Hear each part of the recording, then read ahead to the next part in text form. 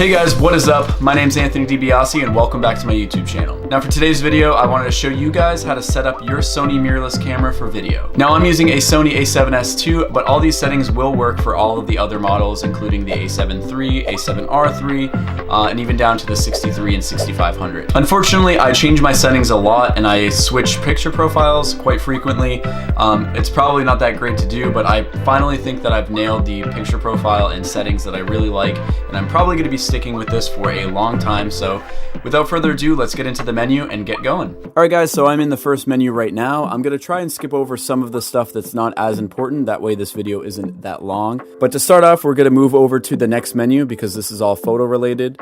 And the second menu is going to prompt you with file format, and that's all subjective. I personally leave it on XAVC HD or 4K depending on what I'm shooting. If I'm not using 4K, I most likely will be shooting in 60 frames per second or 120.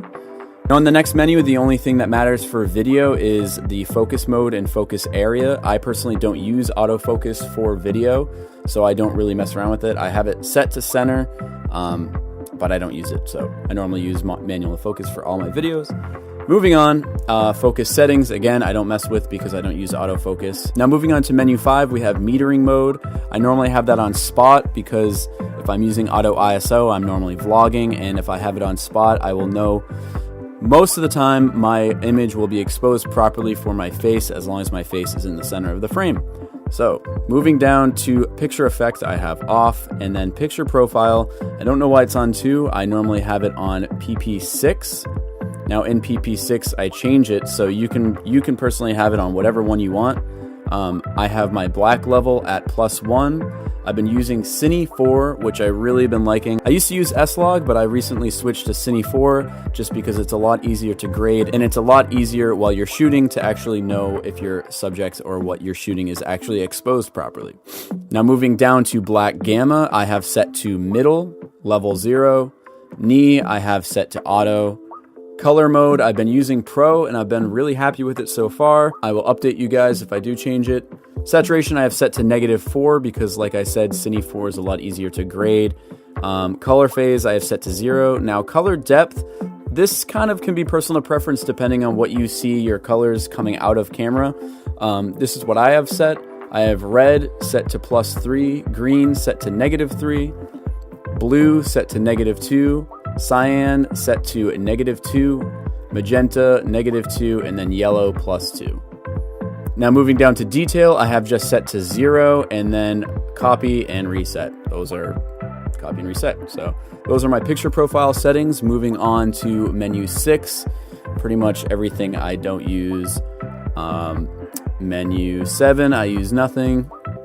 Steady shot, I always leave on. And then audio recording, always leave on. Now in the gearbox menu, we have zebras, which I have set to +100. I have manual focus assist on, focus magnifying time, no limit. That means if I'm clicking here to zoom in to focus, I have to manually do it and it won't automatically do it for me, which I hate when my camera does stuff for me. I'd rather just do everything manually.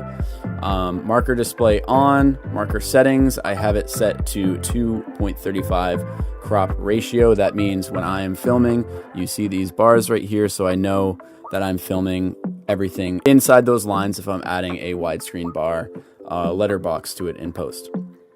Moving on, audio level display. I always want to make sure that my audio is not clipping when I'm recording, so I have that on.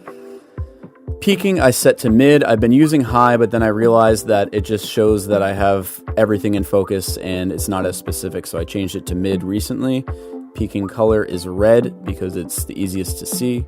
And other than that, most of the settings are all personal preference, and you just have to kind of adjust them depending on what you personally need out of your camera. But again, those are just specifically for video. All right, guys, that is it. Thank you so much for watching. I really hope you guys learned something. If you did, please hit the like button and comment below. And if you're not already subscribed, please hit the subscribe button. I will be putting out videos weekly. And like always, I will see you guys in the next video.